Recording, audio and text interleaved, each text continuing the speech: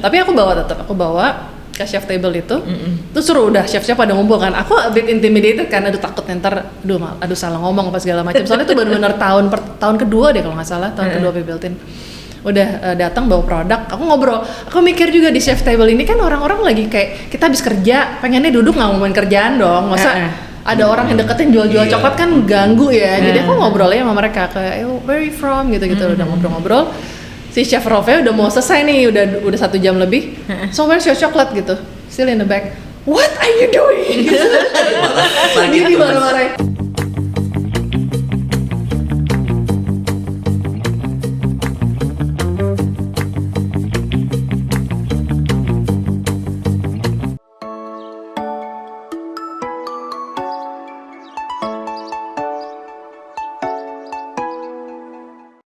Selamat pagi teman-teman, ketemu lagi dengan DOT.podcast dengan saya Ren Katili. Dan saya Mira Prihatini. Hari ini kita kedatangan lagi tamu spesial ya Mir ya. Spesial banget ya. Spesial banget. Dan salah satu yang sebenarnya yang gue suka dari jenis yang akan kita obrolin hari ini juga gitu ya Mir ya. Beliau adalah co-founder dari Pipiltin Cocoa, Mbak Tisa Aunila.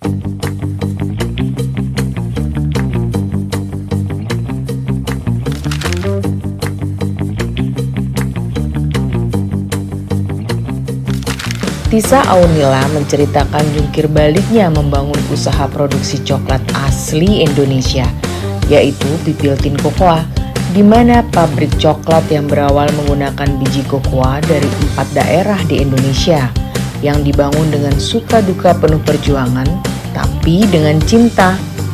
Berlatar belakang di bidang hukum, wanita cantik yang gemar baking ini banting setir menjadi pengusaha khusus produksi coklat asli Indonesia demi mengejar passion yang dia sendiri belum tahu akan berhasil atau tidak nantinya. Kenapa? Ada cerita seru di baliknya. Kita simak yuk di podcast kita kali ini. Kenapa aku bilang tadi suka? Karena Lu suka minum coklat? Karena gue suka minum coklat. Coklat anget terutama. Kalau gue suka makan coklat. Kayak coklat nggak jauh-jauh dari mood ya. Terutama para desainer tuh bisa apa ya?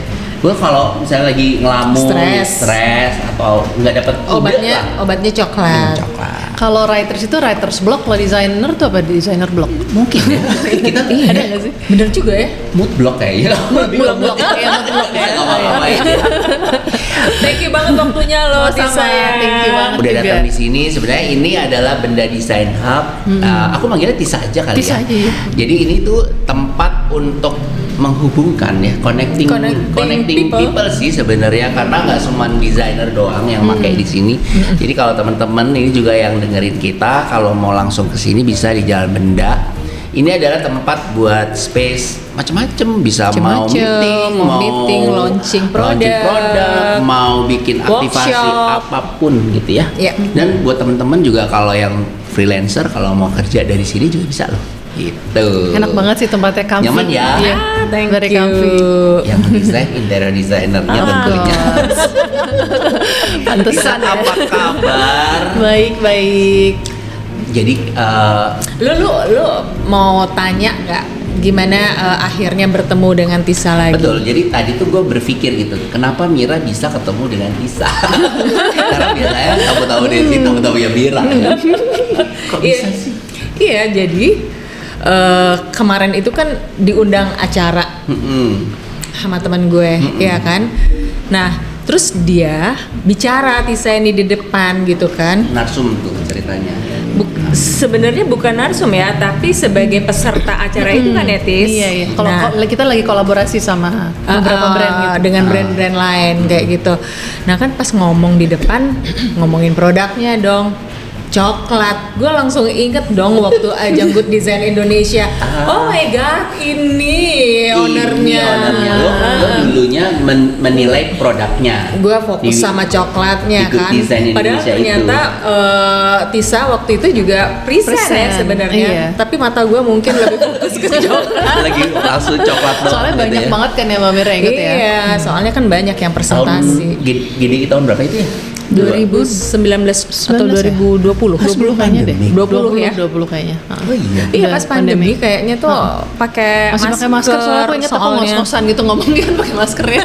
Kalian ketemu di satu tempat itu atau masih Zoom? Iya, sebenarnya datang Zoom, kita, tapi sebenarnya. pas terakhir itu dikasih waktu Iya. untuk presentasi. Kayak semifinalnya gitu ya kalau nggak salah present Gitu, jadi. present Aku produk juga mereka. kaget tiba-tiba present ke ruangan besar. Ruangannya kan a bit intimidating ya. Biar terus virusnya ada Jarak berapa jauh. orang sih waktu itu 15 apa? Iya, panitia banyak 15, 12 apa Iya, gitu ya. itu banyak kan dari beberapa Berbagai desain, profesi. profesi desain. Iya, seru-seru banget sih. Langsung deh gue Caranya. inget terus gue deketin dong. Spesialisasi Mira ini. Bisa sendiri apa kabar? Baik. Aktivitasnya ngapain aja sekarang? Aktivitasnya jadi kalau coklat itu memang ada seasonnya. Jadi Oke. kan it's not produk yang kayak orang cari setiap hari, nggak kayak kopi gitu kan, beda ya. Jadi kayak coklat itu ada season-season tertentu yang memang kita istilahnya kalau dari sisi perusahaan itu harus pintar-pintar nabung. Karena masa-masa ikut itu tuh nggak akan all year long gitu. Jadi Nabung Desember coklat maksudnya? nabung Binnya? nabung revenue. Oh, baik. Pikir nabung coklat karena sangat seasonal, karena sangat saat gifting itu sangat tertinggi untuk revenue-nya coklat kan. Jadi Natal, tahun baru, Valentine, Lebaran, iya benar gitu juga ya. ya. Jadi kita harus pintar-pintar nangkap momen gitu, harus bisa pada saat itu kita harus push sales karena all year long itu kalau coklat kan apalagi di Indonesia ya, di Jakarta ya kan bukan orang cari setiap hari untuk Iya, snack, bukan kebutuhan sehari-hari. It's not in our culture juga untuk makan coklat gitu ya. Makanya kita mikirnya harus pintar-pintar nabung gitu, lihat Iya, momen iya. gitu. Karena coklat tuh sangat seasonal gitu. Biarpun dailynya kita juga usaha untuk lebih diversifikasi produk lah. Ada soft ice cream, ada minuman, ada cookies gitu di store-store kita. Iya. Nah ini awal mulanya Tisa kecemplung di bisnis ini gimana deh tuh ceritanya tuh Ini Tisa? benar-benar kecemplung sih betul ya Mbak. Bener ya, Beneran. kecemplung. Jadi nggak ada rencana Asal tahu kayak aja ya, ini sarjana hukum loh. nggak pernah punya mimpi punya pabrik coklat gitu ya. Tapi memang kalau diinget-inget dulu SMA emang sempat punya mimpi untuk jadi chef sebetulnya. Aku tuh foodie banget, aku suka banget ngulik makanan, suka banget makan pastinya. Bela-belain tuh ke Pluit mana gitu di ujung-ujung makan. pasar mana gitu jam 7 pagi aku jabanin. Oh ternyata kalau cakwe paling enak di sini gitu tuh aku wah itu deh aku suka banget gitu. Dia suka ngulik. Terus di rumah suka bikin makanan. Waktu jadi lawyer karena waktunya kebanyakan di kantor dan Sabtu Minggu tuh waktunya aku berdiam diri di dapur gitu loh. Kayak it's my time kalau ada waktu Sabtu Minggu. Iya. Kalau lagi nggak banyak weekend tuh aku suka bikin kue coklat atau apa, kebanyakan emang keseringan emang kue coklat kebetulan. Itu kayak setiap ulang tahun pasti teman-teman atau saudara dekat aku tuh Tis minta Black Forest lo dong, kayak aku punya signature Black Forest gitu.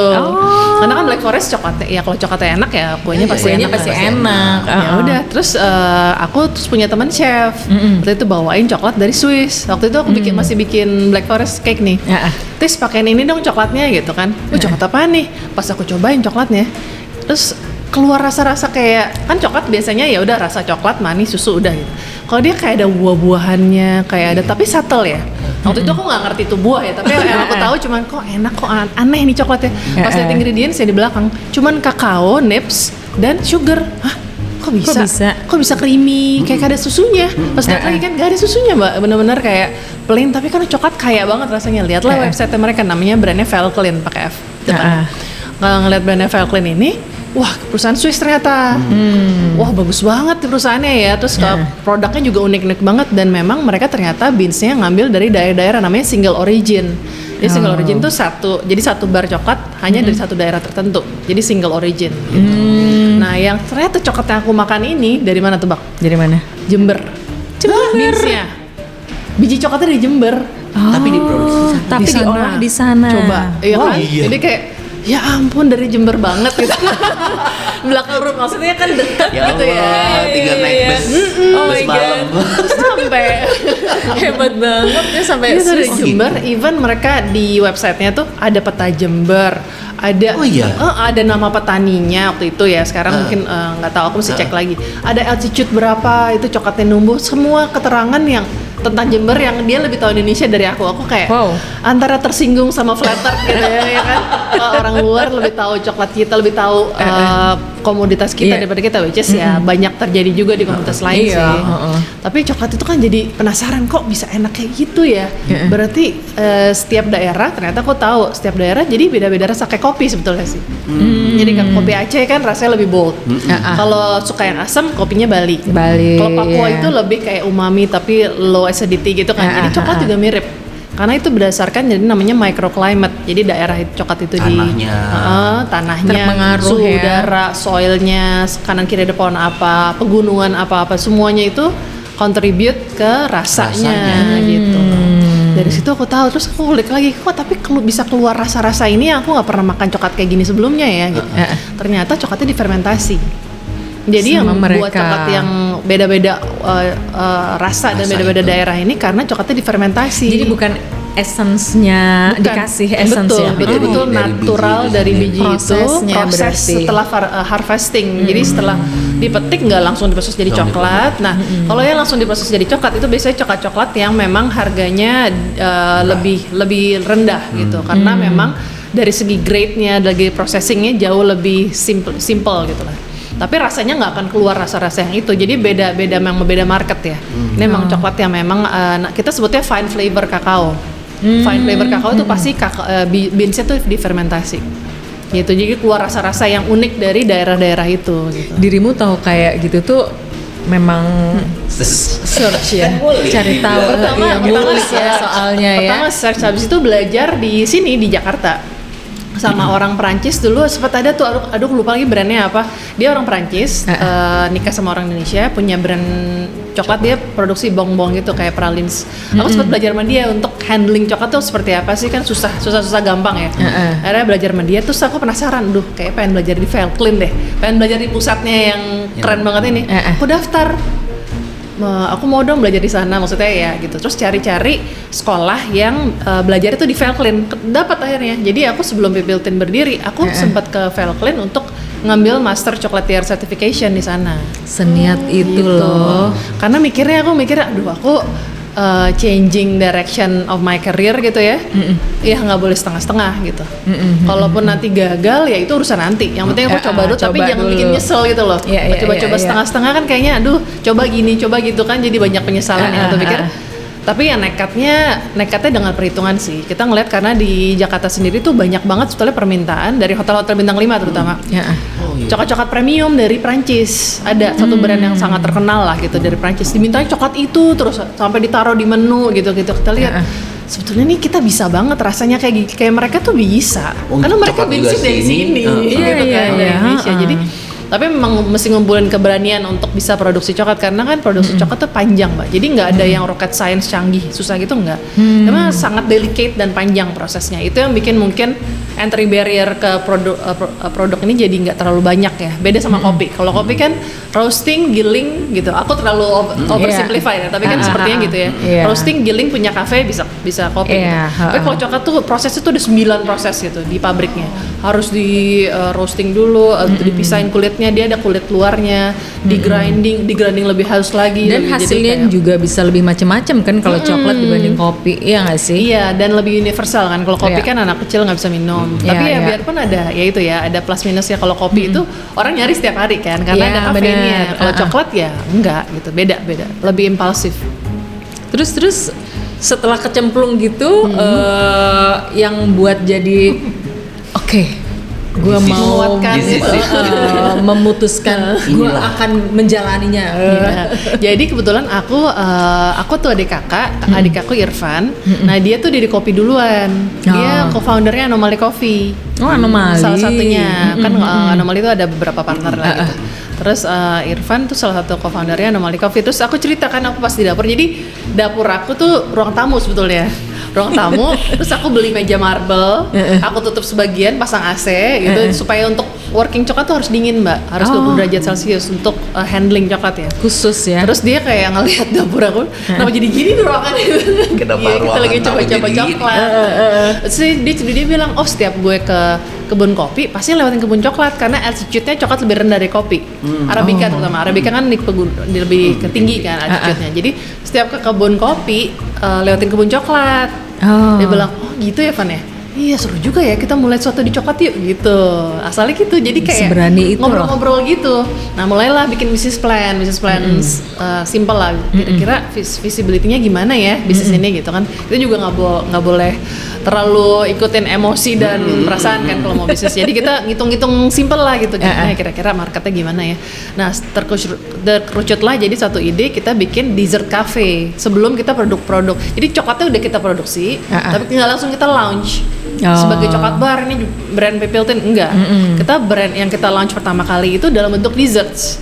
Supaya orang tuh noleh dulu ke kita. Apaan sih nih? Gitu. Kan orang gitu ya di Jakarta terutama ya. Jadi apaan sih nihnya itu kita bikin suatu konsep namanya avant-garde dessert. Avant-garde. Jadi kalau mau aja ada sebutan namanya molecular gastronomy. Kalau molecular gastronomy itu benar-benar menyatukan antara sains sama food kan. Kita sebenarnya kayak gitu tapi nggak yang full molecular gastronomy. Kita mix antara itu sama pendekatan yang baru di plating. Jadi unik banget gitu. Itu di mana itu? Di Pipiltin di Barito di Panglima Polim. Oke. Nah kita juga kerjasama sama executive chef yang waktu itu orang Indonesia juga tapi udah kerja di Dubai udah berapa belas tahun gitu. Akhirnya dia beraniin pulang. Dia juga punya visi yang sama lah. Dia penasaran kenapa sih di Indonesia tuh belum ada, dan pastry chef di Indonesia kebanyakan keluar karena kan lebih ya kalau apalagi mungkin pangsanya menjanjikan dari segitu kan. Jadi dia tertarik juga untuk pulang ke Indonesia untuk mulai lagi suatu hal yang baru gitu. Jadi udah sama Chef Dedi dulu namanya. Chef Dedi ini kita konsepkan, Chef Dedi, Irfan, kita terus konsep bikin tim R&D untuk gimana nih flavor coklat yang kita mau keluarkan. Bikin ide-ide menu-menu yang betul-betul aneh-aneh. Tapi kita banyak banget belajar dari sana karena cuma bertahan 6 bulan. Kenapa toh? Karena memang Setelah itu, bukan ini ya. Karena terlalu sombong, terlalu coklat. Terlalu tinggi anggarannya, kurang membumi gitu ya. Karena kita mikirnya bikin orang noleh is one thing, tapi how to make it sustainable is another thing. Iya, benar. Betul kan? Nah baru-baru mulai bisnis kan, jadi waktu itu pas baru buka, wah rame terus mbak, kayak selalu waiting list di tangga tuh rame. Biasa orang lah, ngantri. orang sini kan kepo ya. Iya, jadi kita wow itu berhasil, ini berhasil gitu. Jadi udah kesenangan duluan, belum pada waktunya. Udah 3-4 bulan kan. Jadi setelah 6 bulan pelan-pelan turun sampai anjlok banget karena ternyata konsep yang kita tawarkan itu terlalu avant-garde sehingga nggak ada familiarity-nya. Jadi nggak ada alasan orang untuk balik lagi. Orang nyobain sekali, cuman pengen tahu aja. Orang cobain sekali, oh unik ya. Tapi craving itu nggak ada, karena ya itu nggak ada familiarity.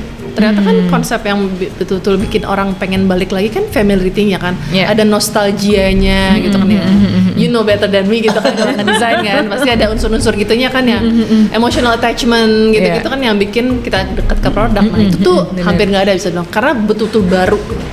Jadi 6 bulan pertama itu bagus, setelah itu turun terus kita masih kayak apa ya, denial.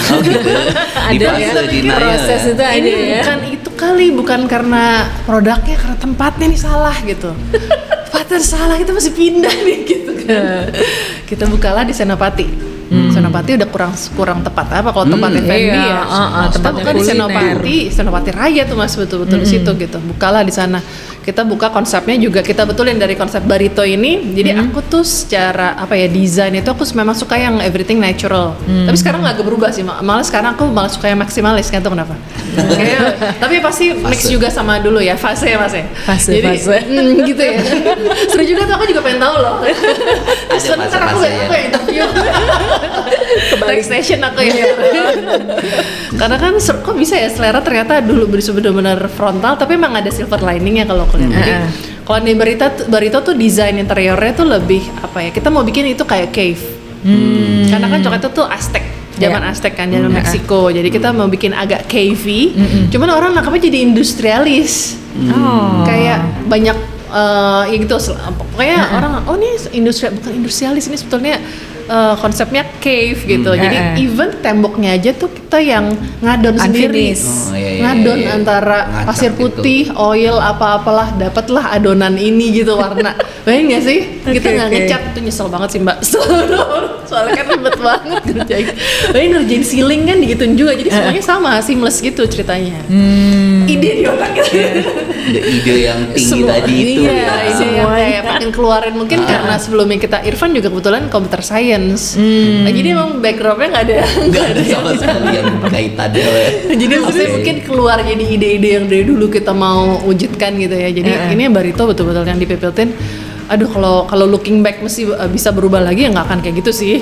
Karena susah banget bangunnya pertama. Maintenance-nya apalagi gitu. Nah jadi itu tapi bener. Seenggaknya dicoba. Nah itu kan udah. Terus tapi ternyata orang jadi packaging kita kan memang banyak warna ya, warna-warni itu rapi. Coklatnya juga sangat simetris gitu loh. Sehingga dari coklatnya abis itu ngeliat desainnya kok kayak nggak nyambung gitu loh. Kok desainnya jadi kayak cave yang kurang representatif akan produknya gitu. Makanya kita buka di Senopati dengan konsep coklat butik. Balik lagi karena aku suka banget interior design memang. Waktu itu udah pakai agency, nggak berani sendiri lagi ya, so tahu. Nggak usah ngadu-ngadu sendiri. Udah kapok-kapok. Udah ngaduin coklat aja. Itu bukan forte-nya kita, sadar akhirnya. That's why we need you guys, right? Gitu. Karena memang ahli di bidangnya gitu kan. Ya udah kita waktu itu hire designer, terus bikin itu jadi konsep butik. Jadi kita namanya Pipiltin Cocoa Coklat Butik. Gitu di situ. Dan betul-betul aku suka banget sama store yang di Pipiltin ini, yang di Senopati ini. Jadi buka di sana.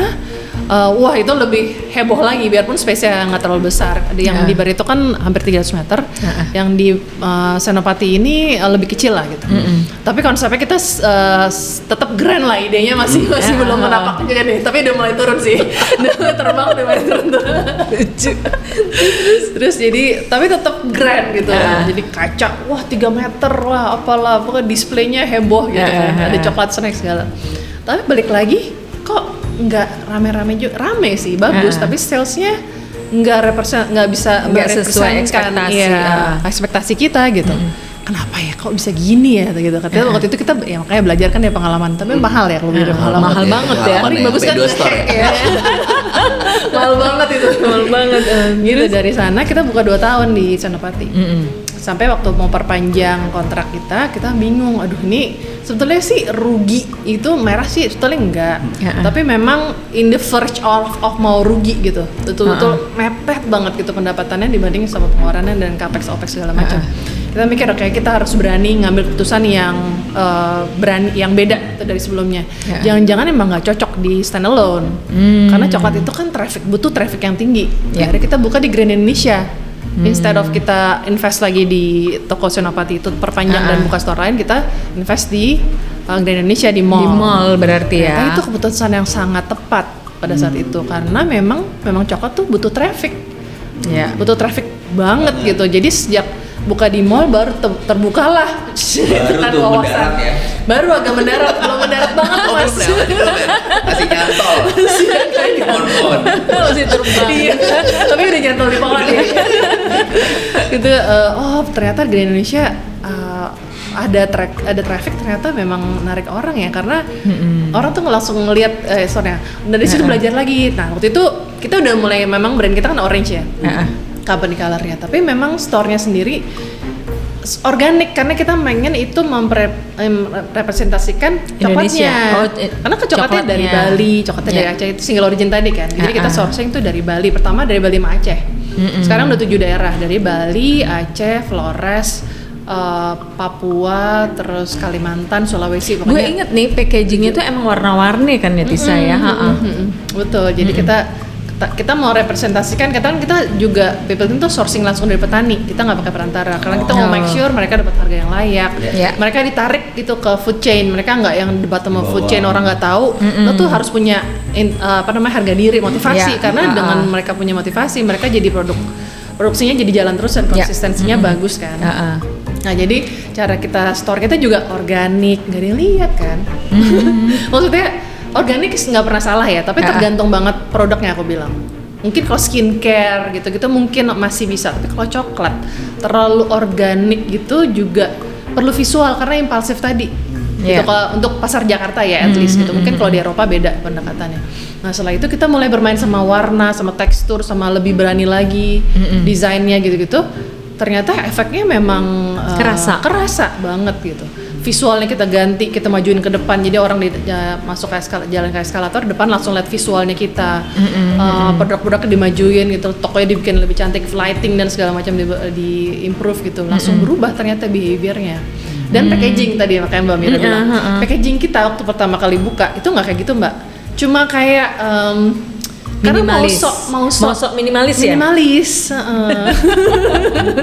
mau sok let the product speak for itself gitu. Iya. It didn't. Ternyata nggak selalu. Jadi karena coklat itu suatu hal yang baru ya, maksudnya untuk orang ngelihat sebagai produk yang premium perlu ada angle visualnya pasti gitu.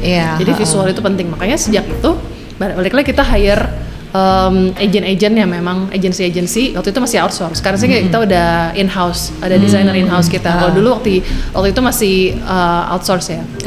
Ya udah setiap packaging, setiap single origin kita pakai desain yang beda. Tapi kita nggak mau batik-batik terus. Batik tuh nggak ada yang salah ya sama batik.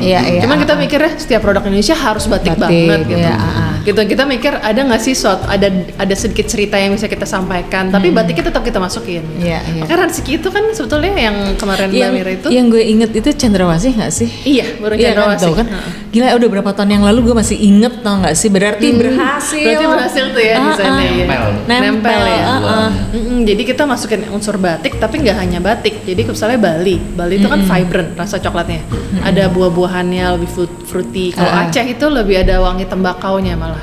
Wangi dan lebih bold ya. Nah, jadi kalau Aceh itu kita kayak ada kayak smoke gitu, kayak jadi itu maksudnya packagingnya betul rempah-rempah represent isinya gitu. Jadi coklatnya supaya bercerita. Kalau Bali tuh vibrant, biru, floral gitu. Kayak gitu. Kalau dari Flores kita masukin bunga sepatu karena kan bunga sepatu dari Flores. Tapi kita masukin tribe yang Flores, batik campur sama batik tapi batiknya subtle gitu loh. Jadi memang karena aku sama Irfan memang suka banget sama desain dan everything estetik gitu ya. Jadi ya udah kita kerjain kayak gitu. Nah, ternyata itu yang membuat memang Pipiltin bisa sampai sekarang sih, dari visual juga sih pasti, karena banyak banget entry point ke hotel itu dari visual. Jadi kan orang udah sangat skeptis ya sama coklat lokal waktu itu.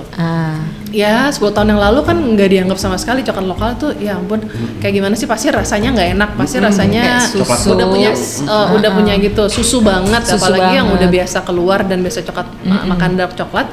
Which is aku pun sukanya manis dan yang mereka bilang nggak enak buat aku enak gitu.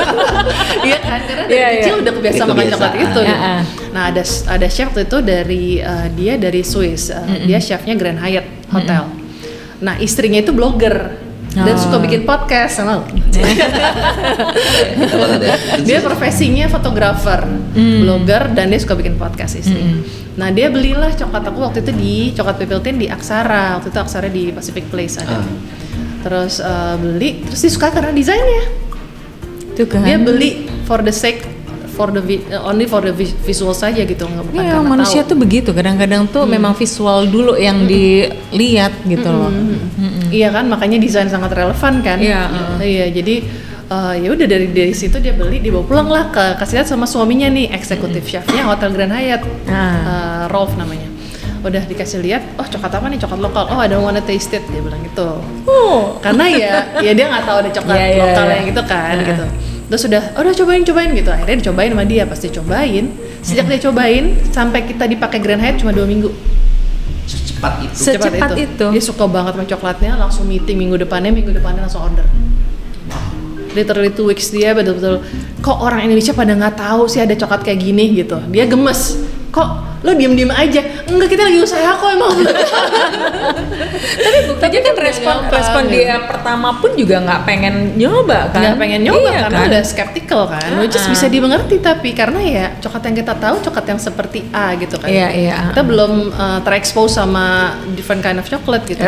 Udah datang Hyatt, terus dia gemes nih. Coklat teman-teman gue tuh, jadi kalau chef-chef di Jakarta ternyata mereka punya chef table. Chef table itu perkumpulan para chef. Jadi semua eksekutif chef tuh ngumpul makan gitu ya. Mereka kan hobi makan pastinya ya. Kalau nggak jadi chef ya. Jadi udah dia bilang, please come to our chef table.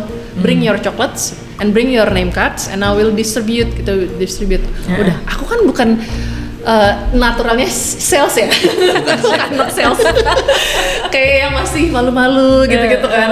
Tapi aku bawa ke chef table itu. Terus suruh udah chef-chef pada ngumpul kan. Aku a bit intimidated kan, takut ntar aduh salah ngomong apa segala macam. Soalnya itu benar-benar tahun kedua deh kalau nggak salah, tahun kedua Pipiltin. Udah datang bawa produk, aku ngobrol, aku mikir juga di chef table ini kan orang-orang lagi kayak kita habis kerja, pengennya duduk nggak ngomongin kerjaan dong, masa ada orang yang deketin jual-jual coklat kan ganggu ya. Jadi aku ngobrolnya sama mereka kayak where you from gitu-gitu. Udah ngobrol-ngobrol, si chef Rolfnya udah mau selesai nih, udah 1 jam lebih. So where's your chocolate gitu, still in the bag. What are you doing? Dia dimarah-marahin. Diambil bagsnya, dibagi-bagiin ke seluruh orang. Itu ada kali 50 orang, ada 3 table panjang gitu, dibagiin semua ke chef-chef gitu. Terus dia bilang itu mereka orang Indonesia atau bule? Kebanyakan ya 70% dari kalau nggak dari Prancis, dari Swiss, dari Jepang, pokoknya gitulah. Emang banyak dari luar. Sekarang makanya bagusnya hotel udah banyak lokal sih. Dulu tuh benar-benar kayak luar ya. Sebelum 11 tahun lalu tuh dari luar semua hampir. Ya udah dibagiin ke mereka coklatnya. You have to try it now. Untung ada dia ya. Takut nggak dibuka kan. Maksudnya ya karena itu kan. Jadi coba dari situ terbukalah pintu ke hotel-hotel. Gitu. Jadi betul-betul kita sebelumnya pernah juga pitching ke satu hotel besar di Jakarta. Dilihat aja enggak kayak ini coklat lokal. Oke, nanti kita coba. Waktu itu aku inget banget, aku meeting bulan Februari. Nanti ya aku kabarin bulan September. Ya ampun lama banget. Cuma nyoba. Iya, cara halusnya bilang nggak mau gitu. Which is nggak apa-apa. Kita kan ya nama jualan ya nggak apa-apa. Orang nggak mau ya nggak apa-apa kan. Tapi ya udah gitu. Oke, nggak apa-apa. Cukup tahu aja kan. Ya udah sejak itu udah terbuka dari sejak Grand Hyatt itu pembukaan pintu kita ke turning point-nya lah bisa dibilang. Karena kebetulan memang semua hal tuh aku percaya banget sama keberuntungan sih kan, luck gitu. Emang kalau di jalan dari Tuhan kita di situ ya di situ. Kalau bukan di situ ya bukan di situ. Mau ngapain juga gitu kan. Jadi aku tuh Pipiltin tuh lucknya pada saat itu karena si chefnya ini kebetulan dia tuh bekas orang WWF. Jadi sangat peduli sama sustainability. Jadi pas dia cobain coklatnya enak dan tadi dia tahu story-nya, ngambil langsung dari petani, lindungin alam, di packagingnya itu ada tulisan story-nya ya. Wah, dia langsung jatuh cinta istilahnya. Jadi dia kayak udah publicistnya Pipiltin. Udah kayak brand ambassador ya. Exactly, brand ambassador kita waktu itu. Duta coklatnya Pipiltin. Bikin event besar di sana yang berapa ratus orang tuh. Kayak dia tuh secinta itu gemes ya. gitu. Kenapa sih coklat lu tuh nggak ada yang tahu gitu.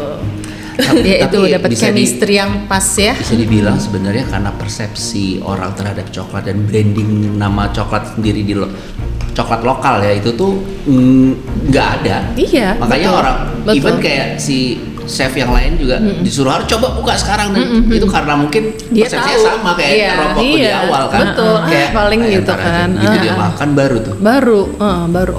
Jadi nggak heran ketika yang lo waktu awal-awal yang ke hotel besar itu yang akan dites dikabarin September karena menurut para chef yang ada itu ya, artinya produk lo ini kan menjadi apa ya ibaratnya kayak pendobrak bisa jadi gitu ya atau penggugur persepsi orang terhadap coklat lokal gitu kan ya.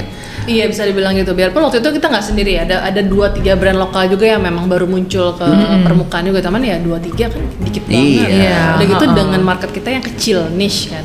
Jadi memang beda banget konteks orang Indonesia tentang coklat itu tentang Jakarta ya. Dan bukan beda. Minuman.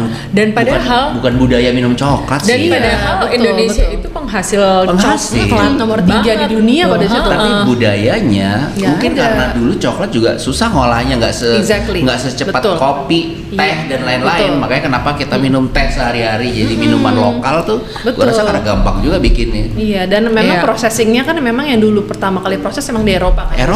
Betul. Jauh kan dari Eropa ke sini. Jadi orang nggak terekspos sama cara memproduksi coklat, terus takut itu sulit kan. Jadi takut gagal apa segala macam. Jadi kita waktu itu yaudah deh kita berani. Tadi kita sempet aku sama Irfan sempat takut juga, Van apa kita mulainya lewat coklat shop, tapi kita ngambil coklatnya dari orang dulu ya, kita bikin pastry gitu coklat. Itu karena ketakutan, itu setelah aku pulang dari Swiss justru. Jadi waktu aku pergi ke Veltlin ini, aku lihat pabrik ya kan, intimidated lihat pabrik langsung gak pede. Wow, coklat di iya kok repot banget gitu bikinnya tuh, kayak prosesnya panjang, sangat delicate gitu kan, terus kayak wow gitu. Tapi yang bikin yang touching itu waktu itu nah, jadi nama kotanya Swiss, si Veltlin ini di kota kecil di Swiss namanya Swiss. Itu kotanya bagus, iya di Swiss mana ada yang yang landscape-nya. Iya, jadi di valley, dia tuh di tengah valley, kanan kirinya jadi gunung gitu, pabriknya di situ. Terus udah yang kerja di situ tuh udah 30-40 tahun kerja di situ gitu. Si ibu-ibu ini yang udah 34 tahun ya kerjanya cuman wrapping coklat aja gitu. Pulang dari sana intimidated gitu, karena kok bisa nggak ya kita bikin semasal ini gitu, terus besar ini, terus nanti kan kita mau bikin sesuatu kan harus balik lagi ya, nggak mau kecil terus kan, mudah-mudahan pengennya grow gitu kan. Tapi Irfan bilang, tapi kalau kita nggak mulai sekarang, kapan kita mulainya gitu? Nggak ada nih yang kenalin coklat Indonesia, belum ada waktu itu, memang belum ada yang memperkenalkan single origin coklat, kita pertama kali waktu itu, memang misinya baik, makanya gitu, dan ada marketnya itu kan, lihat hotel-hotel bintang 5 ini maunya si brand Prancis yang enak banget yang kita bisa bikin sebetulnya kayak gitu. Ya udah deh kita coba yuk, beraniin gitu, makanya terbentuk lah. Biasa nggak sih lo ya? Iya, jadi butuh keberanian untuk melakukan sesuatu itu ya nggak sih? Dan menurut gue sih kayak coklat tadi itu sih ya, maksudnya nggak semua orang tuh peminum coklat. Coklat tuh yang kita tahu adalah yang udah jadi dan batangan dan anak-anak kecil makan, sesimpel itu doang. Betul. Dan lo tau lah produk zaman kita dulu yang kecil yang gue bilang gak enak, kayak beberapa orang bilang enak, buat kita enak aja kan. Apa sih gak enak kok gitu kan, cuma ada gambar ini soalnya menyenangkan kan, ternyata memang apa ya, butuh proses yang panjang juga ya saya sampai sekarang. Berarti ini yang dijual di Pipiltin masih dalam bentuk udah batangan semua atau udah masih yang bikin cake dan lain-lain masih ada? Ya kita jadi ada 80 tipe produk. Jadi dari coklat bar, coklat drinks, ada banyak macam. Karena kita juga supply ke B2B. Iya, kerjasama dengan kafe-kafe berarti. Ke kafe, ke hotel, iya maksudnya even orang butuh coklat siapapun itu, kalau kita bisa kita provide. Karena kan size kita juga belum terlalu besar. Jadi kita bisa lebih versatile, bikin produk macam-macam produk. R&D kita tuh jalan banget, mainan kita tuh R&D gitu. Istilahnya nanti kalau udah besar banget tuh udah susah bergerak tuh. Nah sekarang karena kita masih mid size bisa dibilang, jadi kayak butuh apa sih lo istilah bisa kita bikin gitu. Buku ini nih coklat edible bisa. Kamar ini baru bikin coklat semua edible bisa juga gitu. Kalau nggak salah ya waktu itu dirimu kan juga pameran di New York ya kalau nggak salah. Bener nggak sih? Bukan New York. Di mana ya? Di Amerika nggak sih waktu? Amerika. Pernah kita jual di Calabasas di LA, tapi bukan pameran, kita jualan di sana. Itu jualan. Terus pameran kita sering di Eropa, di Belgia, di. Ya itu maksudnya untuk ekspor atau untuk ngenalin aja atau gimana? Dua-duanya. Waktu pertama kali visit memang tujuannya untuk ngelihat kayak coklat kita udah diterima nggak sih di palet luar? Ternyata gimana? Diterima banget bagus banget. Belgia, Eropa ya, terutama Eropa sih. Eropa tuh sangat mudah terima emang produk kita. Coklat ya mereka itu ya. Pertama suka coklat, kedua sustainability-nya itu. Mereka tuh sangat care produk tuh dari mana sih. Kayak gitu kan. Kalau ada awareness-nya story-nya udah ada soalnya kan. Kalau beda kalau di sini ya ada tapi kecil sekali lah. Bukan jadi faktor penentu orang beli atau enggak. Balik lagi dari segi rasa. Mereka suka, baru akhirnya mereka tahu. Jadi kayak coklat yang aku cerita tadi sebelum kita mulai kan ada coklat soft serve, kita jual bukan hanya batangan tapi coklat soft serve ice cream kan. Nah waktu kita bikin soft serve ice cream, sebenarnya kita mau kenalin single origin coklat tapi dengan cara yang lebih keterima di masyarakat lah, makanya soft serve karena Jakarta panas kan. Kita buat dari coklat Papua yang packagingnya Mbak Mira juriin itu dari Siransky ini. Nah jadi kita pakailah coklat dari Papua Barat ini. Pas kita pakai coklat ini terus sempat booming, sempat viral segala macam.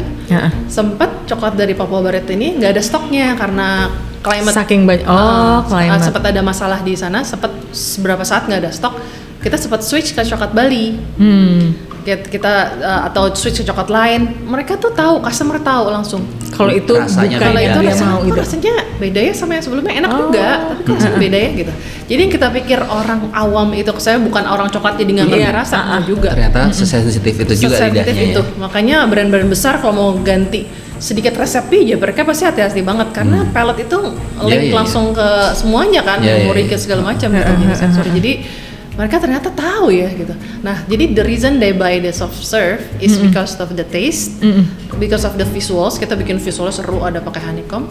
Tapi reason keduanya, oh ternyata itu dari Papua gitu.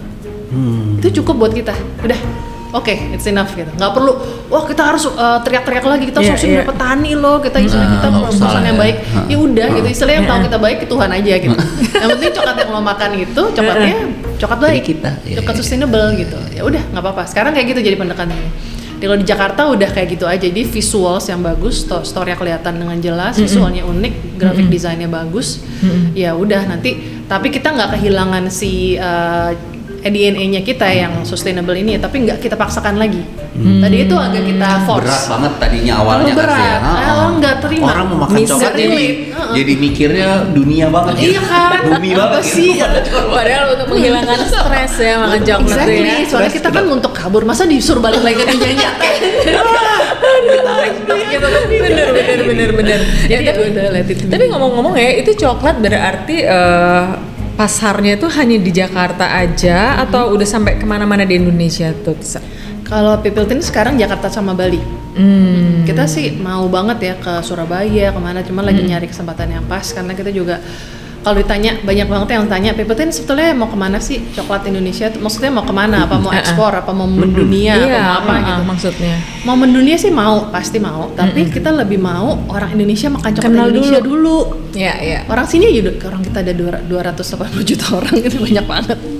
Iya kan, orang waktu itu jadi kita sempat ekspor ke Jepang kan 7 tahun yang lalu mulai masuk Jepang. Terus waktu itu dikenalin sama orang Jetro tuh kayak orang pemerintahnya nyariin link antara bisnis gitu kan. Terus mereka bilang, what are you doing here? Why don't you come back to your country? You know how many people do you have there gitu. Lebih banyak Lebih mestinya. banyak. Maksudnya ya kuatin dulu pasar di lokal gitu baru keluar. Tapi kita bilang kita lagi bridging karena di pasar lokal belum mengerti di coklat-coklat kayak People Tin, masih kita waktu itu masih belum banyak diversifikasi produk. Ya kalau sekarang kan udah lebih ke cookies, lebih yang lebih mendekati ke apa yang market mau dari kita kan gitu kan. Jadi brand itu kan emang nggak boleh egois kan. Kita masih menempatkan diri. Orang butuhnya apa, nah kita bisa provide apa, ketemu di tengah. Kalau kita dulu nggak ketemu di tengah, nih yang nih gue punya, lo makan gitu. Itu soalnya nggak mau gitu. Satu arah. Jadi sekarang udah lebih 2 arah lah. Asik ya, lu sampai bengong kan lo. Coklat ini tuh bisa didapat di mana sih? Kan ini kita misalnya teman-teman apa dia ke Pengen ngerasain ya. supermarket? Apa dia ke supermarket langsung pasti ada di sana atau di supermarket ada, tapi nggak Ada di ya? semua supermarket ya. Jadi Gitu ya? di supermarket brand ada, terus supermarket apa aja itu yang di kira-kira supermarket bisa ada di food hall, range market, Udah ada ya? terus iya ada sih, ada. Terus ada di mall-mall kan di Grand Indonesia, di Plaza standalone itu Senayan. dia ini apa store di dalam mall gitu ya. Store di dalam mall.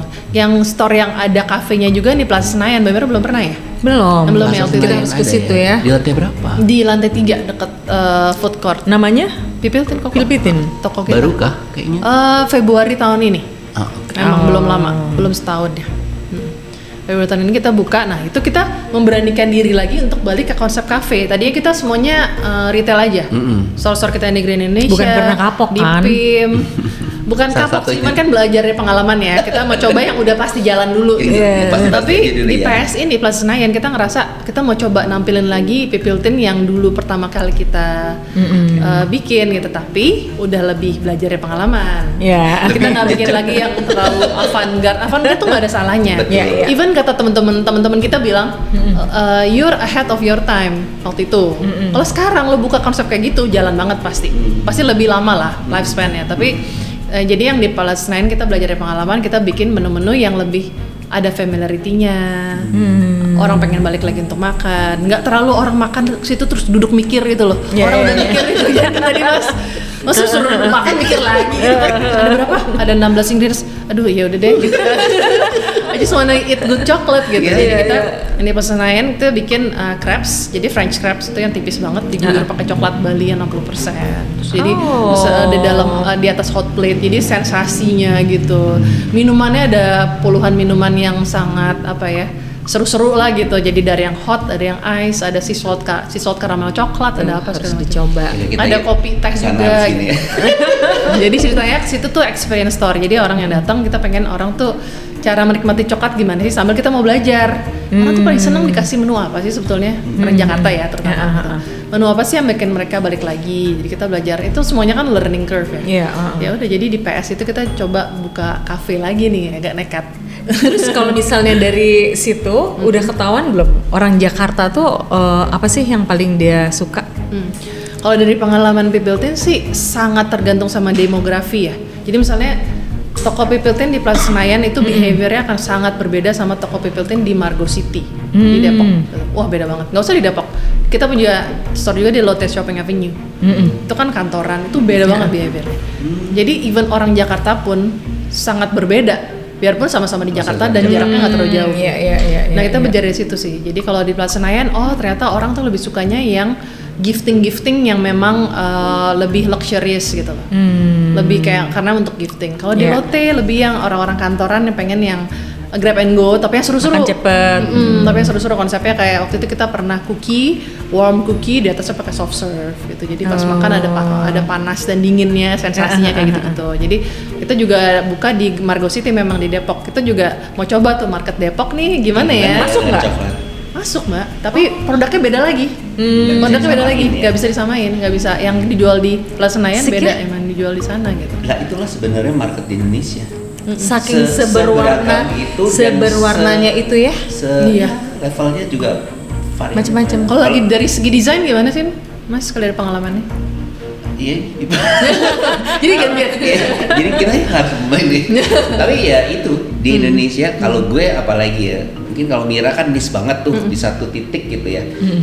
Gue tuh hampir sama. Jadi kayak orang nanya, jadi gue yang di interview. Pengen tahu itu beneran. Baiklah. Untuk masukan. Iya, karena gue tuh kan mulai dari sosial media. Sosial media tuh kan masyarakatnya awam dan umum banget. Dari yang bawah sampai yang atas. Jadi gue tuh dalam berkarya pun gitu ya, dari kalangan yang A+ sampai yang kayak rumahnya di gang pun gue desain. Dan seperti lo bilang, menampilkannya dengan beda-beda cara. Iya. Karena marketnya seluas itu gitu.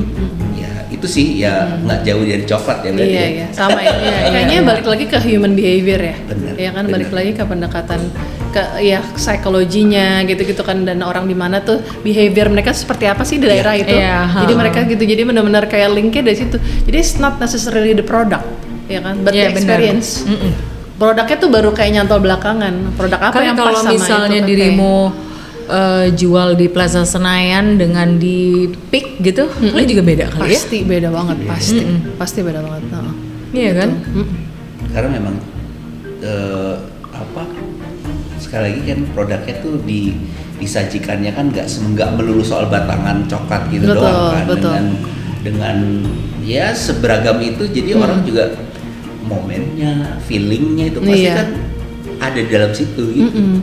Dan yang menarik dulu kan kita tahun 2000 berapa tuh, 2015 kan mulai masuk Jepang. Jadi setiap tahun sekali emang diundang sama partner Jepang kita untuk kesana bikin workshop sama seminar gitu tentang Indonesian coklat. Apa tuh isinya? Isinya tasting. Jadi kita pikir kalau kita ngomong nggak relevan lagi, habis orang asing, orang Indonesia udah gitu. Jepang kan sangat cultural, itu kan tight banget kan, nggak mau susah menerima budaya luar kalau memang nggak relevan ke mereka kan. Jadi how to make it relevant, tasting. Jadi waktu kita workshop itu kita bawa coklat kita, audiensnya ada 400 orang. Kita sediain dua tipe coklat, terus kita suruh nebak mana coklat Indonesia, mana coklat yang import, mana coklat yang bukan coklat Indonesia gitu. Terus sambil kita jelasin coklat Indonesia tuh Bali tuh gini rasanya gitu aja kayak gitu. Padahal dua-duanya coklat Indonesia. Terus mereka nebak yang ini. Jadi kan berubah tuh kan mindset. Coklat Indonesia bisa kayak gini rasanya gitu. Jadi alhamdulillah di Jepang pun kejual gitu produk Pipiltin gitu. Dan kita buka booth di sana dan paling ramai pasti Valentine's Day tuh memang waktunya orang beli coklat kalau di Jepang. Jadi tuh kayak ngantri-ngantri banget gitu. Terharu deh pokoknya. Di Jepang bisa jualan juga tuh katanya. Tapi pendekatan di Jepang beda banget sama di sini. Kalau di sini kan lebih visual, lebih ke lifestyle, FOMO gitu kan, produk-produk yang harus inovatif, which is good. Tapi kalau di Jepang lebih ke story. Jadi kita taruh foto petani ibu dan anak tuh menyentuh banget untuk mereka. Oh ini siapa? Oh ini petaninya. Oh perempuan, iya ini ibunya nih anaknya. Anaknya lagi ngambil food science dan S1-nya food agriculture dan jadi petani. Tetap jadi petani. Karena apa? Karena mereka dapat harga yang layak, bla bla bla cerita. Oke, kita boleh tulis surat ke mereka. Akhirnya kita sediakanlah Pipiltin Jepannya waktu itu distributor kita. Sini satu bowl. Pada saat event itu, ya udah siapa yang mau nulis surat ke petani gitu kan. Kita pikir 1-2 lah, enggak penuh Mbak boleh. Penuh banget ya. Jadi orang-orang yang beli coklat kita beda-beda mau tulis surat untuk petani. Bahasanya sih kawaii gitu, nggak yang panjang-panjang gitu. Ya semangat dong kita tuh beli coklatnya kamu ya. Aku tahu kamu hidupnya di sana susah, so gitu. Sweet. Jadi kayak kita bawalah surat itu ke petaninya. Seneng dong bawa, petani. wah nangis petaninya, kayak nggak percaya gitu. Kan kita translate kan ke bahasa Indonesia, terus nih bahasa Jepangnya nih aslinya nih, ini translatornya gitu. Hasil translate ya, mereka seneng banget. Tapi efek dari surat itu ternyata punya ripple effect yang panjang, karena sejak itu mereka jadi punya motivasi pride. Ya kan orang kalau udah ada disentil ya pride ya kan, maksudnya langsung aspirasinya numbuh gitu. Oh jadi ini coklat gue yang dijual di Jepang, coklat Bali gitu. Ini bawa nama Bali gitu. Jadi punya kewajiban untuk jaga kualitas. Sejak itu kualitasnya bagus, konsisten. Karena mereka udah punya gitu loh, punya pride itu kan penting banget. Nah, kayak gitu-gitu. Jadi story yang kesannya nggak penting tapi efeknya tuh luar biasa, impactful banget ternyata. Sampai speechless gini gue. Nanti kita coba coklatnya ya. Iya kan, masih kita kayak gini sambil tasting ya. Iya, benar ya. Jadi kita apa sih itu frutinya Bali mana frutinya ntar kita protes. Enggak. Saking kita manusia berimajinasi ya. Dirimu ngomong kita berimajinasi. Imajinasikan orang saya akan ke arah coklat ini kah, geser ke sini kah gitu. Mas taunya serunya apa? Kita bikin podcast tasting live. Good. Blind tasting live seru loh, seru banget. Ya cuma segini aja orang, 6 orang itu blind tasting kan. Soalnya kan orang jadi gini, kalau persepsi rasa berdasarkan apa yang kita udah alami sebelumnya kan. Jadi waktu pertama kali aku di Swiss itu yang belajar, hari pertama langsung dites palate. Wah aku kan foodie tapi aku nggak ngerti coklat dong, kayak buta banget gitu tentang flavor ya, karena palate-nya nggak dilatih kan. Dan aku nggak tipe, aku kan city girl banget yang hidupnya selalu di kota, nggak yang pernah ke kebun mana terekspos sama wangi-wangi apa gitu. Datanglah ke Swiss ini kan, 10 orang dari Asia, cuman aku aja, 1 orang, yang lain semuanya dari Amerika, dari Eropa. Udah sangat terekspos, lebih sensitif lah itu palate-nya. Dites kan. Ada satu tes namanya orange blossom. Jadi tesnya tuh dari air gitu, minuman kita mesti lihat. I have no clue itu apa. Aku cuma tahu itu wangi bunga-bunga, tapi aku nggak tahu itu apa kan. Sebelah aku orang Belgia, masih 20 berapa tahun, makanya dia paling muda di antara kita. Dia bisa precise tulis orange blossom, betul orange blossom. Aku yang wow, langsung pengen pulang. Kan kayak ngerasa kayak nggak punya bakat, ya? tapi ternyata bukan bakat. Dia dari kecil tinggal di kebun neneknya, isinya orange blossom. Dia punya memori. It's all about perception. Rasa itu all about perception kan, rasa. Makanya seru kalau bikin tasting. Karena mungkin nanti Mbak Mira bisa cobain apa, aku bisa cobain apa, Mas bisa cobain apa, beda-beda pas itu. Tapi ada silver lining pasti. Itu karena itu ya. Mungkin karena itu juga, tapi mungkin juga kita di Indonesia itu nggak terbiasa nggak sih untuk bisa merasakan care terhadap satu hal gitu loh, dari kecil gitu loh. Kalau dari segi rasa, kalau menurut aku ya, makanan-makanan kita tuh rasanya rendang gitu. It's all about flavor yang semua buah gitu. Pedas, spicy-nya tuh wah to the roof gitu, which is not a bad thing. Jadi satu hal rempahnya itu kita nggak tahu karena udah sibuk dicampur-campur gitu loh. Subtle tuh kita, iya kan dari segi palate kita nggak subtle, iya kan, betul-betul yang rempahnya banyak, tapi itu juga kekayaan kita kan, sebetulnya in a way gitu. Jadi, nah kalau Eropa kan the other way around. Jadi misalnya nih, dulu Pipiltin pernah buat coklat vanilla flavor. Kita betul-betul pakai biji vanilla vanilla asli, which is mahal dong, kan? Tapi waktu itu masih di awang-awang ya, Iya, masih mahal. terbang ya. Terus aja nggak apa-apa, coba.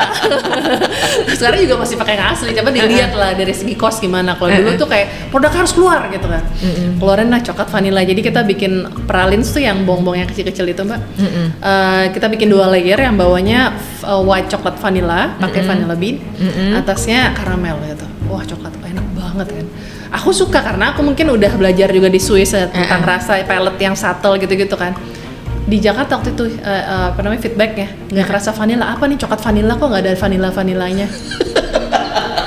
Vanilla kurang. Es krim juga kita kasih vanilla beans kan, vanilla es krimnya kok nggak ada rasa vanilla gitu, karena udah terbiasa sama rasa yang memang kencang robust gitu. Jadi agak-agak tricky gitu untuk makanya kayak lo kalau ke Eropa gitu kan ribut ya, makanan bilang nggak ada rasa karena kita terbiasa Iya, kenceng karena gitu loh. biasa plain kayak Strong. Kayak waktu misalnya udah lama di Eropa gitu ya, begitu masuk sini kayak langsung rasanya tuh ceder gitu, Iya, ya kan? iya.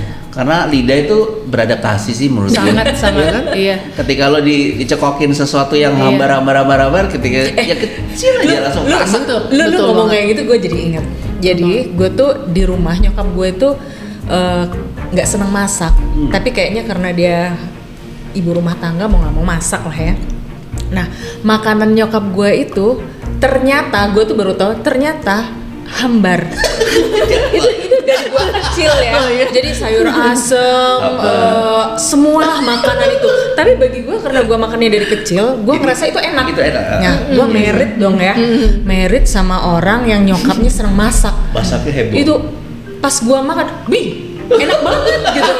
Enak banget. Iya, jadi oh ya ampun ternyata nyokap gue tuh makanannya sehambar itu ya.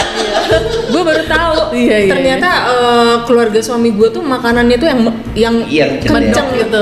Yang medok. Tapi sebenarnya bukan enak dan enak banget sih, karena biasa aja sih. Terbiasa Jadi karena aja. Biasa dengan itu dengan yang ini.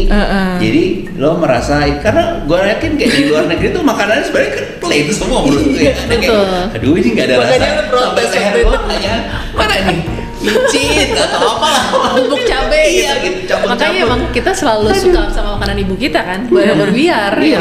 ya karena kayak tadi mama bilang dari kecil kita tahu rasa itu Rasa soalnya kan. itu. Jadi kayak aneh kalau misalnya ini nggak ada rasanya gitu. Kayak, oh begitu. Ternyata coklat pun begitu gitu ya. Iya. Coklat menurut gue tuh coklat tuh ya itu ya mungkin karena kalau di kita ngerasain coklat udah coklat aja gitu, tapi ketika lo udah sukain tuh pada itu gitu ya dan terbiasa, ketika lo makan coklat yang lain aja rasanya langsung beda gitu. Iya. Antara coklat satu Iya. dengan coklat yang lain, padahal kalau kita pikir apa sih sama aja lah pasti itu rasa Iya. coklatnya kan gitu ya. Persepsi orang kebanyakan di Indonesia Iya. cuma coklat tuh ya coklat aja. Iya. Padahal Iya. macem-macem. Iya, macam-macam. terus seru waktu itu Jerome pernah bikin blind coklat tasting session nih. Terus kan kita bikin kelas setiap Sabtu buka kelas. Banyak yang daftar cewek-cewek kan, paling cowok 2. Kan lihat mereka tuh kayak agak cewek semua kesannya event cewek, padahal bukan kan. Maksudnya chef juga yang paling banyak Iya. cowok. Ya udah, oke deh kita bikin kelas yang cowok semua kali ya, sama anak-anak kopi gitu kan. Pernah bikin waktu itu kelas blind tasting. Cowok tuh sangat kompetitif ya mas. Gimana tuh? Jadi kayak ditutupin itu terus kayak nyiumnya tuh kayak wah serius iya. banget. Terus yang ditulis tau gak apa? Lucu banget ini. Waktu itu kita sampling coklatnya dari Aceh. Jadi Aceh itu flavornya memang ada rempah-rempah, ada clove, ada gitu kan rempah-rempah. Yang ditulis rasa yang dia temuin dari rasa coklat itu bubur ayam. Tapi nggak salah sepenuhnya karena bubur ayam Kemarin itu juga ada kan ini. pakai bumbu kuah itu kan, kuahnya kan ada rempah-rempah. Itu yang Iya dia kan? inget. Itu yang dia inget. Jadi kita bilang pokoknya jangan takut dinilai. Kita nggak ada yang judge di sini. You bring your own notes. Kita nggak kumpulin, nggak apa-apa. Gitu, tapi harus share biar seru gitu. Akhirnya saya nemuin dia nggak enak ngomong, kok saya nyium bubur ayam ya? Hah? Lapar kali. Belum makan Itu cobain Aceh coklat. gitu, karena ada ya spicesnya itu ternyata Iya, ngingetin iya, dia iya, sama iya, bubur iya. ayam. Jadi makanya it's all about perception kan kalau rasa. Akhirnya kita Lucu ya? kita kerjasama sama Osaka University di Jepang. Jadi kebetulan waktu kita bikin event yang tiap tahun itu ada yang datang ke event kita dari Osaka University ini. Datang dan amazed gitu, oh Indonesia tuh diverse banget, coklatnya beda-beda rasa ya gitu. Akhirnya kontak kita, boleh nggak kita kolaborasi? Iya boleh banget, dalam hati aku kalau bayar kalau bisa mau Pakai nanya gitu ya.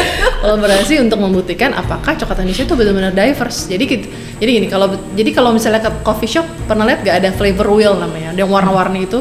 Jadi ada yang sweet, spicy, apa-apa kan beda-beda rasa. Itu namanya flavor wheel. Itu sebetulnya yang menentukan orang kan, manusia, which is perception. Jadi nggak 100% akurat bisa dibilang, karena nggak 100% objektif, karena pasti ada subjektifnya kan. Nah kalau si penelitian ini kan di lab ya objektif lah gitu kan, yang nentuin lab gitu mesin. Jadi akhirnya kita masukin sampel-sampel ke sana. Jadi coklat dari Indonesia, dia semua yang kita sourcing 7 daerah itu, 6 daerah waktu pada saat itu, sama coklat-coklat dia juga sourcing dari Ghana, semua beans dikumpulkan. Udah keluar hasilnya, tapi memang coklat Indonesia tuh paling diverse di seluruh dunia. Oh iya. Segi rasa ya. Karena kita pulau 17.800 pulau. Dan kita ada di namanya Cocoa Belt di Ekuator, itu memang tempat tumbuhnya coklat. Dan ternyata umur pulau bisa mempengaruhi rasa coklat. Oh iya? Umur pulau kita beda-beda setiap pulau. Juga amazing kan. Jadi makanya coklat Jawa Timur sama Bali, padahal deket kan tuh, itu bisa beda rasanya. Padahal pohon yang sama di tempat yang beda lagi rasanya gitu. Gitu. Jadi memang terbukti kita tuh sangat diverse dan itu udah ada. Dan udah terbukti dari lab tadi ya. Dan kita penasaran kan, wah bisa diapain lagi nih ya? Kita tanya kan, ketahuan nggak sih komponen coklat tuh dalamnya apa sih yang bisa bikin orang bukan makan coklat cuma untuk senang aja, tapi untuk kesehatan, nutrisi gitu. Ada nggak sih? Ternyata ada. Oh ya. Ada namanya GABA. GABA itu satu komponen. Jadi di Jepang itu kan stress levelnya lebih tinggi dari negara Asia yang lain ya. Kayak banyak kasus diri gitu ya. Jadi anxiety-nya tuh tinggi gitu. Jadi ada banyak pil GABA. GABA itu zat untuk menurunkan level anxiety. Stressing. Itu secara natural ada di coklat. Oh iya, makanya kalau stres makan coklat gitu loh. Di beberapa, nggak di semua origin, jadi ada di beberapa origin. Kita lagi mau publish ini sama mereka, jadi mau patenin dulu tapi kita mau patenkan dulu penemuan ini, kita nanti kedepannya kita akan publish gitu. Jadi luar biasa ya. Nurunin anxiety dia. Stres, ya itu galau,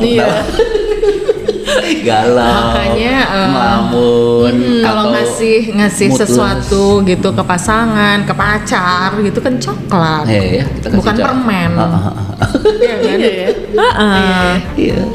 Jadi nggak harus gula, kan kalau biasa permen gula ya untuk bikin kita apalah rush dan lain-lain gitu kan. Tapi kalau coklat mungkin akan rasanya beda ya. Kalau permen itu dia ya manis aja.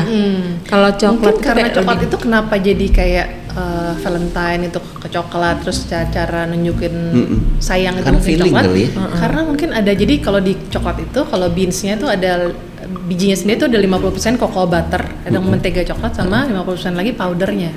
Nah cocoa butter ini dia tuh punya sensasinya tuh dia meleleh di suhu tubuh manusia. Oh. Itu yang membedakan cocoa butter sama minyak-minyak lainnya gitu. Nah jadi sensasi dia masuk mulut kita terus meleleh, Dan meleleh itu dan ya. memenuhi seluruh rongga mulut kita, itu yang bikin sensasi itu yang dicari sama orang sebetulnya. Aku kalau Valentine's Day, aku dan Irfan ya Pipiltin, sering diminta sama jurnalis untuk keluarin statement. Oke, betul nggak sih coklat itu aphrodisiac gitu? So karena kan dong bilang iya aja gitu supaya kita bisa nulis itu benar-benar. Tapi biarpun emang ada zat itu, tapi nggak signifikan dibanding berat badan kita sebetulnya. Memang ada tapi nggak signifikan sampai mempengaruhi terus jadi aphrodisiac gitu. Memang ada cuman nggak signifikan. Tapi yang bikin orang ngerasa seksi atau ngerasa ada stimulan itu karena waktu masuk mulut kita dia meleleh di suhu tubuh kita. Jadi ada sensasi meleleh di mulut kita tuh yang bikin kayak as if seksi dan appealing gitu loh. Jadi sensasinya sebetulnya mungkin ya gitu. Karena kalau dibilang zatnya mempengaruhi ya nggak dengan langsung bisa secara langsung. Jadi aku bilang gitu, aduh aku repot tulisnya kalau kayak gitu. Tapi sensasi itu sebetulnya yang bikin coklat itu jadi kenapa snack nomor 1 di dunia. Kenapa orang-orang kalau nunjukin sayang sensasi kan beda banget. Gak mungkin kan lu nunjukin sayang ngirim rendang gitu. Beberapa coklat tuh memang ada yang khusus emang diperjualbelikannya di Eropa karena suhu ya. Iya. Kalau dia dibawa sebagai oleh-oleh, leleh kok di sini. Sebelum gue tuh pernah beberapa kali bawa coklat dari Tertentu sana. ya, model Pas tertentu gue bawa sini ya. tuh bentuknya udah nggak lucu. Udah Kayak lambangnya mana, tulisan kagak ada. Jadi kayak udah bentuknya udah jadi satu ya. Aduh. Jadi emang itu marketnya di sana. Gitu. Iya, dan enaknya kalau di sana karena suhu dingin, mereka nggak perlu ya udah taruh di display di mana aja aman. Iya. Di sini Iya, di selesai. sini, Begitu Aku- masuk mulut baru meleleh. Iya, tapi di store di situ tuh taruh di sini aja nih. Biarpun kan Ketinggalan di nggak mobil dekat, apalagi nggak itu dekat ya. matahari, Indonesia nggak suhunya bisa. kan 37-an ya. Sementara 38 bisa jadi. Iya, ya. bisa. Kalau suhu tubuh kita kan di 37 ya. Jadi dia leleh di luar Iya. dimasukin ke Betul, mulut. betul. Baterai udah kemana-mana duluan, ya kan? Jadi Iya. sensasinya kadang hilang duluan karena Iya. Ih, seru banget nih ngomongin ya. coklat ya. Segini kita harus beli coklat. Teman-teman jangan lupa. Kita mampir ke Plaza Senayan ya. Ada di mana aja store-nya kalau bisa disebutin? Ada di PPLT? Plaza Senayan, ada di Grand Indonesia, ada di Pondok Indah Mall, tim 1. Sebentar, PIM di sebelah mananya? Tim 1 di ground floor sebelah Hero. Oh, sekarang. Emang agak Agak ngumpet ya. ya, Di dekat di dia pojokan. di lobby 3A. Jadi yang ada Ya. situ Slotte Shopping Avenue, terus ada di Margo City Depok, terus ada di supermarket ya, sama ya di Kita kalau di di Bali foto. ada di Pepito, di Grand Lucky, di Dan laki sini ada. ada juga ya? ada. Kafenya di Plaza Senayan. Kalau kafenya, konsep yang kafe ada dessertsnya di Plaza Senayan. Tapi kalau soft serve ice cream ada di semua store kita. Sebelum kita tutup, aku tuh pengen nanya dari tadi. Nama PPLT dari mana ya? Nama pipiltin dari bahasa Aztec kan dia. Coklat emang ditemukannya pada zaman Aztec dulu. Jadi dia sebetulnya dulu saking berharganya sempat jadiin currency. Mata Masa? uang. Iya, saking dia berharga banget. Habis jadi currency, dia jadi minuman. Minum itu minuman dewa-dewa tuh karena mahal harganya. Jadi, sisanya dewa-dewa dan kasta-kasta tinggi yang bisa minum coklat. Nah, setelah itu ada konon katanya ada sekelompok orang yang namanya pipiltin ini, mereka tuh buat coklat untuk persembahan ke dewa-dewanya. So they have to make the best chocolate they can make. Nah, kita mau pakai spirit itu ceritanya. Kalau kita mau buat coklat harus seenak mungkin yang kita bisa buat, karena jangan Indonesia dikenal sebagai negara eksporter barang mentah aja gitu. Itu bisa bikin kok buat barang jadi yang mungkin bisa lebih enak dari produk-produk di Eropa gitu. Kenapa enggak? Gitu. Jadi mau spirit itunya kita mau ambil, makanya namanya pipiltin. Banyak juga ada beberapa referensinya bilang itu juga people sebelumnya. Kata asalnya asal katanya people, Jadi pipiltin. people. Kayak logo kita tuh 8 orang gandengan. Karena it's all about community gitu-gitu, it's all about people gitu. Jadi kayak itu sentimental itu yang kita juga mau jaga gitu. Betapa kayanya Indonesia ya berarti ya. Terus sebetulnya kalau mau gampang di Tokopedia sama Shopee juga kita ada kok. Iya, Online. Oh ya. Apalagi sekarang oke, hampers, jadi hampers tuh banyak teman-teman ya WhatsApp ya, Tis mau hampers ini ya, oke siap gitu. Jadi online juga Ada. lebih mudah kan Lebih gampang. pengirimannya Iya, sekarang. Sekarang lagi zaman Dubai coklat, tau nggak? Enggak. Apa tuh? Jadi ada Coklat-coklat dari sana. bukan, jadi ada satu brand di Dubai, di negara Dubainya, nama brandnya FEX Fix. Dia brand ini bikin coklat namanya coklat Dubai. Jadi coklat isiannya tuh pistachio paste sama kunafe. Kunafe itu pastry dari Middle Eastern gitu. Emang enak banget sih digabung dijadiin coklat. Ternyata viral di seluruh dunia. Emang enak banget. Karena perpaduan pistachio paste dan si pastry ini yang di luarnya coklat tipis itu enak banget Mbak emang. Aku kan waktu aku tahu ini tren, aduh aku pikir ya udah orang FOMO aja, tapi pas aku makan, wah Emang enak. Akhirnya pipiltin buat. Tapi kita bingung kan. Oke, kita brand coklat Indonesia. Kita bikin Dubai coklat. Kenapa kita nggak bikin Indonesia coklat? Gitu kan. Terus kita akhirnya kolaborasi sama Mardin Baklava. Mardin Baklava tuh brand yang di Kemang ya. Ya. Mereka jualan baklava kan. Dan mereka they make their own kunafe. Kunafe tuh isiannya itu. Kebetulan mereka juga udah klien kita udah lama. Dan enak lah kerja sama mereka. Terus mereka yang ngajak, yuk kita bikin yuk Dubai coklat gitu. Itu tadinya ragu-ragu bikin ya, tapi seru juga ya gitu. Wah sekarang bagus Aku banget ya. maksudnya. Oh demandnya Penjualannya. tinggi banget ya. In time juga untuk Natal, jadi hampers kan gifting, karena coklat itu kan gifting banget. Maka tadi Iya. aku bilang kan Desember tuh lagi bulan-bulan yang harus pintar-pintar nabung banyak-banyak. Iya. ya. Gitu. Jadi nanti kalau ke Pipiltin cobain juga deh Dubai coklatnya. Dubai coklat ya. Jadi namanya tetap Dubai coklat. Namanya tuh, nah dia nggak IP-in namain brandnya dia, jadi dia namain Dubai coklat karena dia emang based in Dubai gitu ya, dan dia nggak ya maksudnya itu nggak melanggar suatu hak apapun lah, dia nggak daftarin juga gitu, dan itu nama negara kan Dubai coklat itu, jadi kita ngeliatnya oke ini just exchange of culture aja, kita bilang nggak ada salahnya kenapa kita harus kaku kan, yang penting pakai Dubai coklat, tapi kan pakai coklat Indonesia, gitu kan, coklatnya tetap pakai coklat Bali, coklat Aceh, tapi ya angle-nya beda, jadi it's emerge of culture malah gitu. Jadi kemarin waktu launching juga kita ngundang ambassador Turki, ambassador yang gitu, jadi betul-betul supaya sekalian mempererat bilateral cerita Asik. pesan-pesan dari mereka. Pesan-pesan dibalik itu ya, luar biasa lah ya. Dari coklat sampai keratan dua negara. Seneng banget ya. Seru banget. Jadi ini teman-teman jangan lupa untuk bisa dicari ya. Gue sih pengen banget sih habis ini gue cari. Kalau online gini instan, malam bisa gue makan gitu ya. Karena selama ini kan biasanya coklat bubuk gue ngaduk gitu minum. Oh gitu. Sebelum tidur biasa kan. Iya. Sama. Iya kan? Malam aku waktunya. Itu akan menenangkan. Ini bener ya. Aku makan terus aku minumnya pakai sendok mas. Banget. Iya. Sama ini. Satu-satu enggak ini. Kalau itu kurang rasanya, ya kan? Betul. Sama. Ternyata ya. Pokoknya teman-teman jangan lupa caranya juga begitu ya, cobain. Mungkin itu bisa jadiin gimmick ya untuk sensasinya beda ya. Cara minum coklat Pipiltin gitu. Iya, betul. Dengan menyendoknya satu-satu sampai habis. Kegiatan banget ya. Oke, Mira ada lagi yang mau ditanyakan?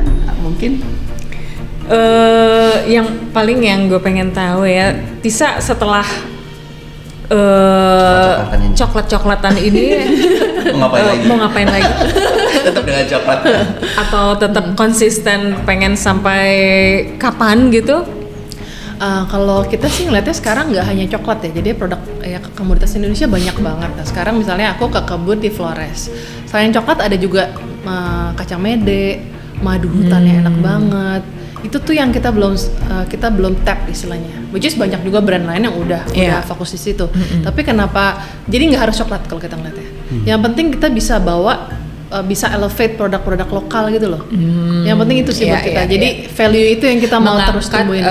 Mengangkat produk-produk lokal yang nemuin value added dari produk lokal gitu loh. Iya, keren enggak banget. Kan madu-madu hutan itu enak banget. Terus Iya. single origin juga kan. Hutan mana madunya keluarnya rasa tamarin. Hutan ini beda lagi kan. Jadi kita juga mikirnya nggak hanya coklat sih, nggak hanya harus stop di coklat gitu. Jadi kita bisa, karena kebun coklatnya juga sebelahnya kebun apa, kenapa nggak work around dari situ, kan juga banyak petani yang lebih diuntungkan, jadi komunitasnya tumbuh gitu loh, jadi mikirnya impactnya juga lebih besar gitu bisa. Jadi ke depan bangetnya tuh seperti itu sih, nggak selalu melulu di coklat sebetulnya. Lucu ya, gitu. Backgroundnya hukum, terjun ke coklat. ini sejalan dengan ini ya, kan kita agriculture, negara benar-benar yang jadi mengangkat sekarang, banget. Apalagi misalnya lagi mau balik ke situ kan, swasembada lah, dengan segala macam yang hasilnya tumbuh dari Indonesia sendiri. Bisa kita angkat jadi duta. dan diolah di Indonesia juga. Nanti kita usulkan ke ini ya, ke pemerintah sebagai duta coklat Indonesia. Duta coklat Indonesia. Ya, ternyata coklat bisa impact-nya ke lingkungan, ke people tadi ya, sesuai logonya gitu kan. Keren. Terima kasih banyak. Makasih banyak juga. Sudah Senang ini seru banget loh. Iya, Ini seru banget. Nggak terasa. Kayak nggak pengen berhenti gitu Padahal ya. kita belum makan coklat ya. Karena kadang kan coklat emang bikin happy ya. Dari ngobrolin soal coklat aja Ternyata bikin kita happy ya. bukan makan coklatnya aja bikin happy, dengerin cerita coklatnya aja kita bikin happy. Mudah-mudahan teman-teman yang di rumah yang dengerin kita di Spotify atau YouTube juga ikutan happy ya, nularlah happy-nya gitu, termasuk coklatnya juga. Bisa terima kasih banyak sudah sharing kita, waktunya juga. Sampai ketemu lagi teman-teman, kita ketemu lagi di episode berikutnya. Bye bye.